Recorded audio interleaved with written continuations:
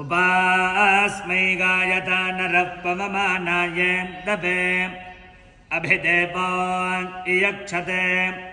अभिते मधुना पयोथर्वाणो अशिश्रयोः देवं देवाय देवयो स नः पवस्वशङ्गवे शन्दनाय समर्वते शम्राजन्नोषधीभ्यः बभ्रवेन स्वतवसे ऋणाय दिविस्पृशे सोमाय गाथमर्चत हस्तच्युतेभिरत्रिभिः सुतं सोमं पुनीतन मधावाधावता मधो नमसेदुपसीदत तद्भेदभिः श्रीणीतन इन्दुमिन्द्रे दधातन अमित्रः विचर्षणिः पवस्व सोमशङ्गवे देवेभ्यो अनकामकृत इन्द्राय सोमपातवे मदाय परिषिच्यसे मनश्चिन्मनसस्पतिः पवमानसुवीर्यं रयिं सोमरिरीहिणः इन्दविन्द्रेण नो युजा सोमा असृग्रमिन्दवः सुतारतस्य साधने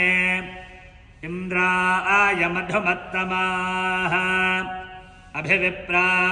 अनोषधगावो वत्सन्नमातराः इन्द्रं सोमस्य पीतये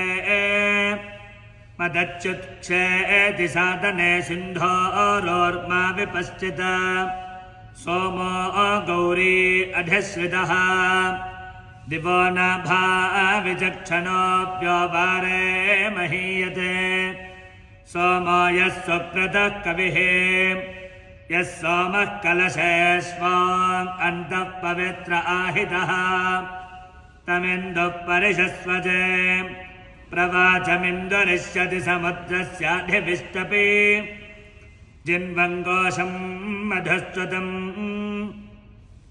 नित्यस्तोत्रो वनस्पतद्धेनामन्तः सपर्दुगाः हिन्वानो मानसायुगा